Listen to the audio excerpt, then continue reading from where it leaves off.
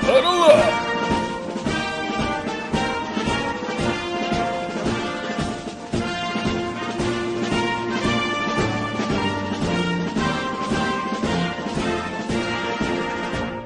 Here we are, Ed Crane and Mark Levin, the radio talk show host and soon-to-be television talk show host. Good luck with that project. Thank you. You just gave a great speech. You opened with a quote from Ronald Reagan and closed with a quote from Ronald Reagan. And Ronald Reagan seems to be the sort of the good ghost at this rally.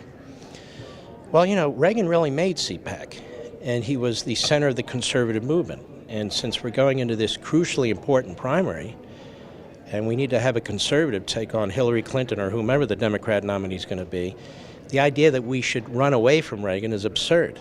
You know, he's our guide star. And it's not because we believe in a cult of personality, it's because he was the most effective articulator of and governor with conservative principles. And so I wanted to remind people, particularly people under 50, of what Reagan had done, the Reagan Revolution, and then the Tea Party and the Tea Party Revolution. If you look across the country today, Republicans control the vast majority of governorships, state houses, the House and the Senate, and every time we nominate one of these establishment Republicans for president, we lose. So we have not had a conservative nominee in the general election for president since Ronald Reagan. And so I wanted to give a little history lesson. Well, you have a non-establishment so-called Republican leading right now. What would Reagan have thought about Donald Trump? Well, I can't really project Reagan, but the purpose of my speech was to explain that the strength with Reagan was he had predictable, consistent, long-held conservative beliefs. And his views didn't change with every interview, and his views didn't change every year or two or three. And that it's very, very important to remember this, because the argument that's being put out by some surrogates is that really there's no difference between, say, a Reagan and a Trump, and in fact there's an enormous difference.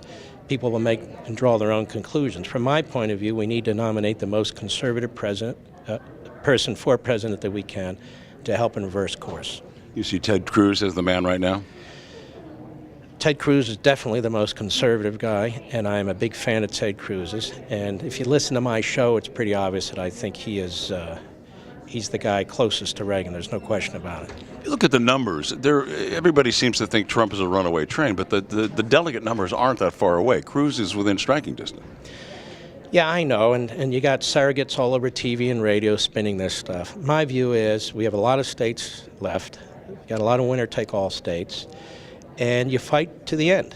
But it is my belief that this should not be decided in a convention. I mean, if legitimately one person doesn't get the 1237 delegates, then it will be decided in a convention. But if it is the objective of the establishment to drag this into the convention after all these primary state activities, that is a disgrace, and conservatives should rise up against it, particularly those of us who support convention of the states. Because trust me, the same Republican establishment and Democrat establishment are against what we want to do, and will use dirty tricks to try and stop us too.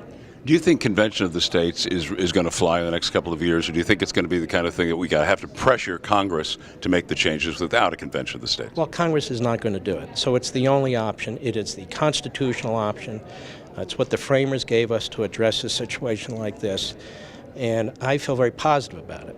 You know, the left fights for 100 years and they get their national health care. We fight for 2 years and then we're about to give up and say this will never happen. We have to keep at this. We need to fight, and over time, people will realize it's the only alternative. Thank you for your time. God bless you. Huddle up!